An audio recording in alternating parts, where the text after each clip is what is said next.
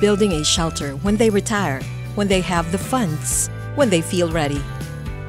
But for Rovi Molina, president of Bantay Hayop Davao, and her daughter Rian, they took a leap of faith, driven by their love for helpless animals.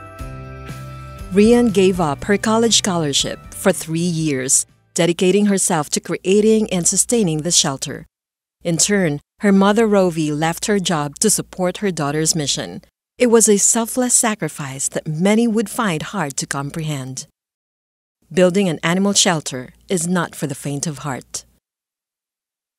Bantay Hayop Davao is a SEC-registered organization based in Davao City, committed to making the city animal-friendly, cruel-free, and rabies-free, creating a more livable environment not just for its people, but also for its animals. They rescue animals and give them a fighting chance at survival, providing veterinary care, medication, and rehabilitation. Today, Bantay Hayop is home to 250 cats and dogs.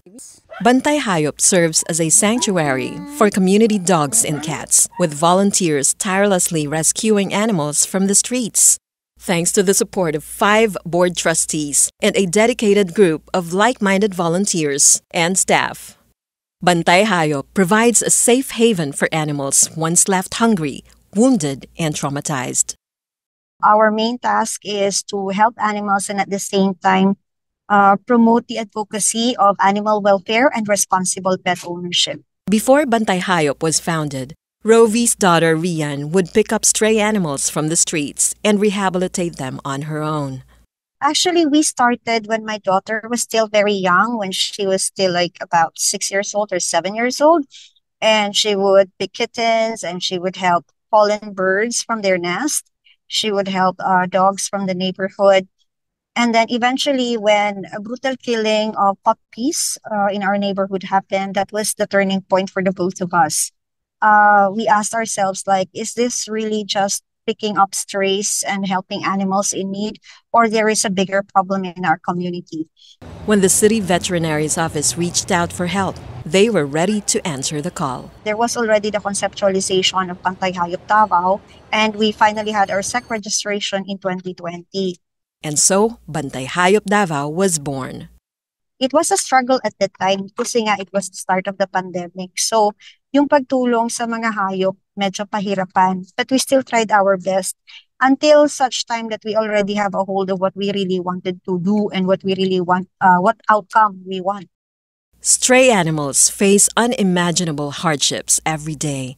Starving, poisoned, abandoned, abused, or worse, losing their lives at the hands of humans they thought they could trust. One such story is about a dog who was dragged by his owner for 4 kilometers on a motorcycle. Athon, a dog who went viral for being a victim of brutal cruelty, was dragged by his owner on a motorcycle for 4 kilometers. During this horrific ordeal, Athon lost all of his nails. Number 1 po, pag in case of animal cruelty, hindi ka basta-basta makaka-file ng case na successful kasi umaatras po yung mga nagfa-file. Kahit pa ibigay mo lahat.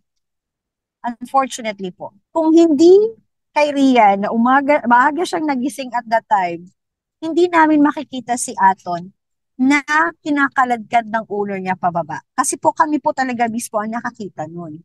So, kinaladkad niya si Athon, nakita namin from a distance of like 100 meters away. Hinabol namin yun. Nagkaroon ng confrontation with the owner. And that was for me my test ba na kaya ko ba talagang kausapin yung tao who inflicted pain on the animal. Kasi po as much as possible, I stay away from it. I stay away from it kasi nga ayaw ko po magalit. But with the case of Athon, that was the time that I really felt it's normal to get angry because you saw it. Andyan ka na. And how it helped us realize na this is where you are. You fight for them. You are their voice. Sumalampak si Athon sa kalsada, duguan. And you really see there, this is what Bantay Hayop Davao is. This is who you are. This is what animal rescuing is. So dun ko po talaga nakita na Pag nasa tama ka, you can do it. And there will be people who will help you and the animal. Do not be afraid. Stand for the animals because they cannot stand for themselves. Inuna namin yung aso, dinala namin kaagad sa clinic because we were afraid that he would overheat. 4 kilometro ang tinakbo niya and it was 10 o'clock in the morning on a concrete road. Rovi, who witnessed the incident, confronted the abuser and rescued Athan right then and there. She contacted the authorities, but the owner fled. More people in the community wanted her to be in the pound. So she was taken by the pound.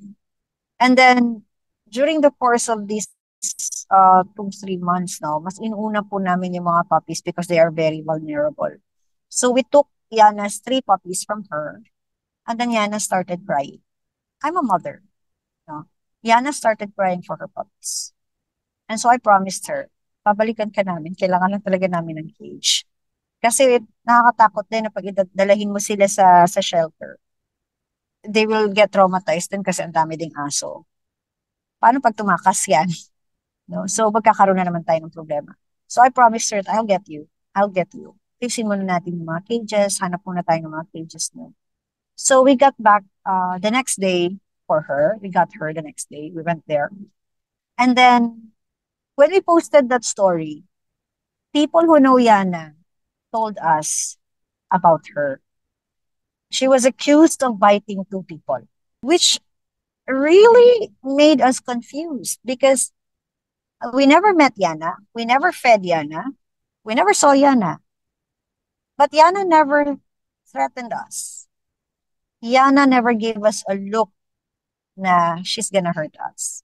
In fact, when we traveled with Yana to the shelter, she slept on my tummy. She slept on my lap.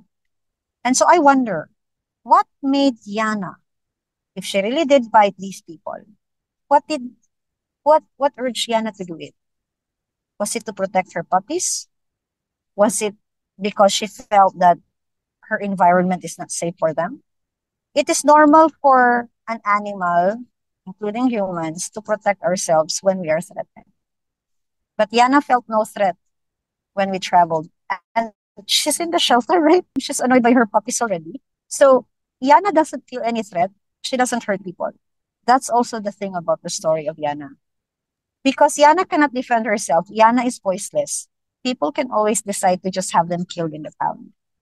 Bantay Hayop partners with the City Veterinary Office for information drives like Libreng Kapon or free spaying and neutering in the barangays when the program was available. They also promote pet vaccination and work alongside the LGU and City Police to handle animal cruelty reports. Hindi lang po kami nagre-rescue but we try to coordinate with all agencies na kaya naming matap, especially the LGU, the City Veterinarian's Office, the Davao City Pound, the police, no, the PNP, and we're thankful for the Davao Police officers and the stations because when we call them, they are very cooperative kasi ang dami ding police na animal lovers. So when we say na, sir, patulong kami ng ganito, ganyan, and they really say, saan yan? Anong ginawa sa aso? So we are happy. Rovi is deeply saddened by the number of dogs abandoned by their own owners at the pound, knowing they will face euthanasia. These animals are surrendered when their owners can no longer bear the responsibility of providing a safe, healthy home. Ang daming mga owners ng pets, they surrender their dogs kasi maingay daw, pagod na sila sa pag-aasikaso, kasi nanganganak lagi, and so and so. So they surrender the dogs to the pound. Then they get another dog. So ibig sabihin, exploited yung agency because of irresponsible pet ownership. For the strays that seem hopeless, Bantay Hayop remains a beacon of hope. We rescue animals even if they are already, they have slim chances already. Still, they are given the chance because they deserve it. Bantay Hayop is dedicated to educating the public about animal welfare. Rovi urges people to take responsibility for their pets and not rely on already overwhelmed shelters and animal rescuers. She calls for responsible pet ownership to prevent thousands of dogs and cats from ending up in city pounds. We also go to schools, we also go to communities to discuss about how to create an animal-friendly community, but at the same time, disciplining, really promoting the discipline of responsible owners and irresponsible owners, especially the irresponsible owners. We found out that almost every year since 2020 that we started to be active, the dog pound, the city pound, receives a lot of requests on a monthly basis, and there has been euthanasia. Euthanasia is the approach of the government for the depopulation of stray dogs. Rovi believes that despite the government's efforts in controlling the stray population, the issue persists because the root cause isn't being addressed: the people. Irresponsible pet ownership, owners who don't take their pets to the vet, don't vaccinate them, and fail to spay or neuter, is driving the overpopulation crisis of these animals. We are trying our best to educate people on rabies because in our experience, we have high prevalence of rabies cases in our city. Just this year, from January to March, we already captured and also facilitated the testing sa DCADDL, reported suspected rabies cases. And so far, we have about 5 already since January. So March pa lang, so meron na kami pa lang meron ng 5 tested positive of animal rabies, which is a community concern. It's a health concern. We have observed that these cases of positive animal rabies is linked to responsible pet ownership, highly linked to. Why? Because 4 of these cases that we have facilitated, they have owners and feeders, and they did not have the dog vaccinated despite that the government had been pushing for free rabies vaccination in all the barangays, and they really tried their best to provide the vaccinations. But still, we have high cases of rabies, animal rabies in our community. Back in 2024, Bantay Hayop managed up to 10 to 15 reports a month of animals showing signs of rabies. The shelter had no reports of rabies from 2020 to most of 2023, but things changed in December 2023. Hindi pwede na sila yung pumila to get their own vaccines. It's the humans that will really have to do that. So nakikita namin na yung kapabayaan po talaga sa ating mga pets ang nagiging sanhi ng pagtaas at paglaki ng problema natin sa ating community. So we do not just rescue animals. We also, as much as possible, we also want the communities to participate and cooperate for all of us. Pag hindi po kasi tayo nagko-cooperate on responsible pet ownership, lalaki at lalaki ang problema. Way back in 2020 and 2021 and 2022, even most of 2023, we didn't get any rabies cases. Only we started getting cases in 2023, December, and then sunod-sunod na po yan, 2024, and then still in 2025. So that means that tumataas ang case. So yun po, one of our goal is to really help the city become more aware how important and the crucial role of our community, our residents here in Davao City, to be more responsible when it comes to having pets. In fact, just on March 8 alone, Bantay Hayop received 2 separate reports of dogs exhibiting signs of rabies. Immediate action was taken with the help of the city pound, and the dogs were contained. Bantay Hayop finds the rise of animal rabies cases alarming. When the dog is tested positive, there is coordination for emergency mass vaccination in the area for rabies sa mga aso at pusa. And that is to help control the spread of rabies. So yun po yung ginagawa. Unfortunately, impounding is still part of the plan to control rabies, which personally, PhD believes that it's not effective because when we have 1 positive case of rabies, 30 dogs might be captured and not claimed in the pound, and 30 dogs will die. 1 positive case, more than 20 to 30 dogs will die for that. And that is because of people who do not have their dogs vaccinated. Running a shelter with 250 foster animals takes a significant toll on finances, but the emotional and psychological costs are even greater. Every month, Bantay Hayop receives hundreds of animal cruelty reports and cries for help. How do Rovi and Rian cope with these overwhelming challenges? We suffer from mental health problems. Rian and I were diagnosed with severe depression and anxiety. because we are the ones who see them first, and we are the ones who talk to people. We are also the one discussing with the vet, no? We are the ones who make decisions at the same time. So, the stress is very high. Andyan yung hindi mo alam kung paano ipaghalo yung yung emotion na pagod ka, gutom ka, wala kang pahinga, wala kang tulog, nasasaktan ka, and you feel, you empathize with the pain of the animal. The price of this mother-daughter duo's advocacy has been heavy on their mental health, forcing both Rovi and Rian to seek psychiatric help. Hindi lang po kami, sa buong Pilipinas. Ito po talaga yung sakit na dinadala na. We're physically healthy, but mentally and emotionally, we are really battered. Kasi aside from nakikita namin yung sitwasyon ng aso pusa, iniinsulto din po kami ng mga tao. Nandiyan na yung sasabihin na, nagsasayang kayo ng oras, aso lang yan. Nagsasayang kayo ng oras, pusa lang yan. Tapos, pag pinakausap namin yung mga irresponsible owners, sasabihin, kunin nyo kung gusto nyo. Rovi hopes that they can find a therapist willing to volunteer at Bantay Hayop. She also feels disheartened that people who take on social responsibility, like the rescuers, are often exploited or mocked. Worse, city pounds are similarly criticized when euthanizing stray animals. But Rovi stresses that the real issue lies with the irresponsible pet owners. Wala na talaga kaming capacity to rescue. Sasabihin na anong klaseng organisasyon kayo, useless kayo. People insult us when we cannot do things, no? Even if we are already doing as much as possible and giving everything that we have. She added that city pounds face a similar dilemma. While they receive backlash for euthanizing stray animals, Rovi presented a scenario that the situation would only worsen if pet owners continue to act irresponsibly. If the city pound captures 500 dogs a month, how do you think will the government raise these 500 dogs? Rehabilitate them, keep them alive. So in 1 year, you have about 5,000 dogs. Let's say half of them or 1/4 of them die, but you have to keep feeding them. And then the next year, and then the next year, and the next year. To keep feeding, and rehabilitate. Pag nagkasakit yan, kailangan mo gamutin yan. Hindi mo pwedeng pabayaan yan. The pound is not the problem. It's the people. Because no dog will reach the pound if there's no dog on the streets. If walang owner na nagsusurrender ng aso nila o ng pusa nila.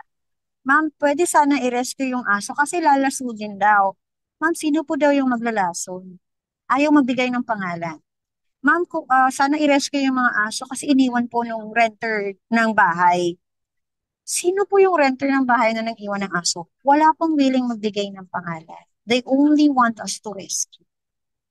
But the people causing this problem, absuelto po sila. Kasi, sadly, the community protects them. And I use the word protect kasi bakit hindi natin sila gawing accountable? Correct. Ang laging rason ng mga tao is ayaw nila ng gulo.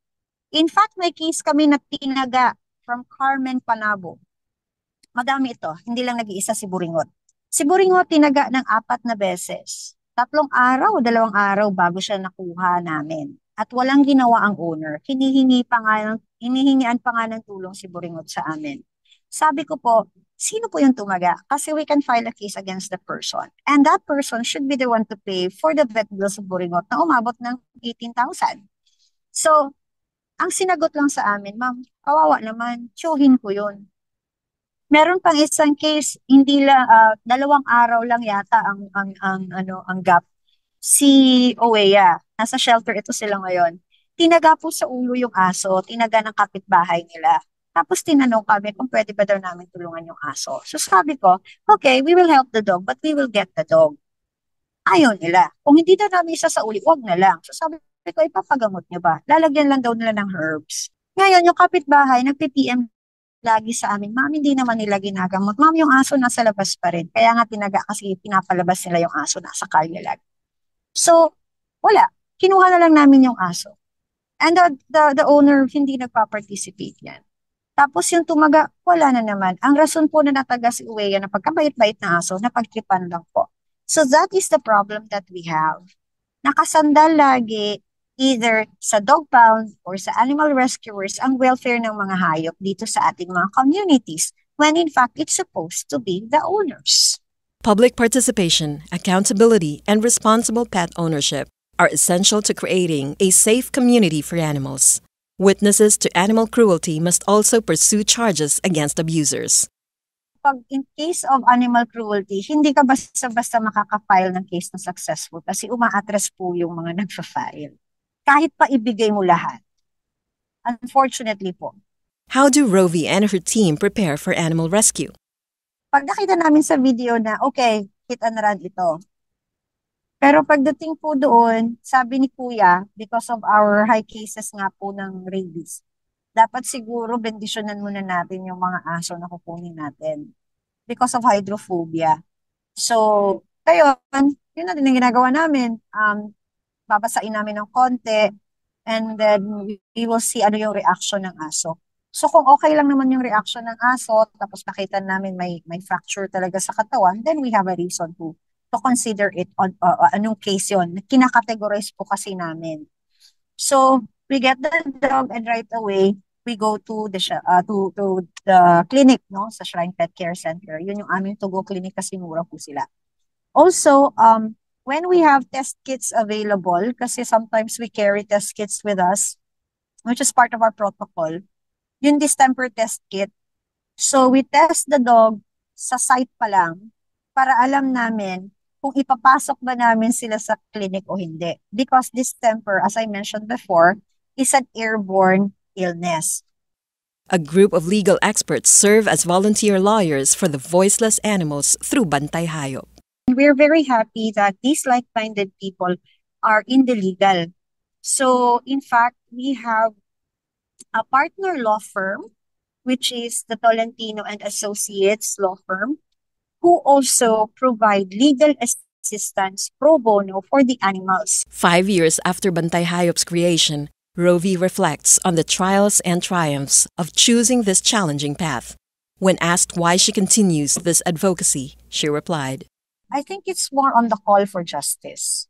Pag malakas kasi ang call ng justice sa'yo, you will always see injustices when it's presented. Rovi calls on the public to support Bantay Hayop Davao by being responsible pet owners and helping the shelter in any way they can so that they can continue to care for animals in need. We will not be rescuing animals if there's no animal that needs rescuing. At mawawalan po tayo ng mga hayop na kailangan i-rescue kung lahat po tayo responsable. So the first help we're gonna ask you, be responsible of your own pets. Be responsible of the consequences pag pinalabas niyo siya, pag hindi niyo pinabakunahan, no? Para hindi naman po kailangan ng rescuer. Second po, if you have spare, if nakakagaan naman po sa inyo and you can help, please support our shelter. Please support the animals that we are trying to help. Support these animals who deserve the chances that they now have. And also, please support that there are still animals that need to be rescued and to be given chances. Currently, there are about 100 dogs in the pound. We cannot get all of them. We wish we can. But, we can only do so much. Like we said, dapat hanggang 250 lang po talaga kami. So, if people can help us in helping the animals, we would really, really be happy. And we are thankful, that there's this program that you gave us an opportunity to speak about the life of being a rescuer, the life in the shelter, and the lives of these animals that they cannot talk about.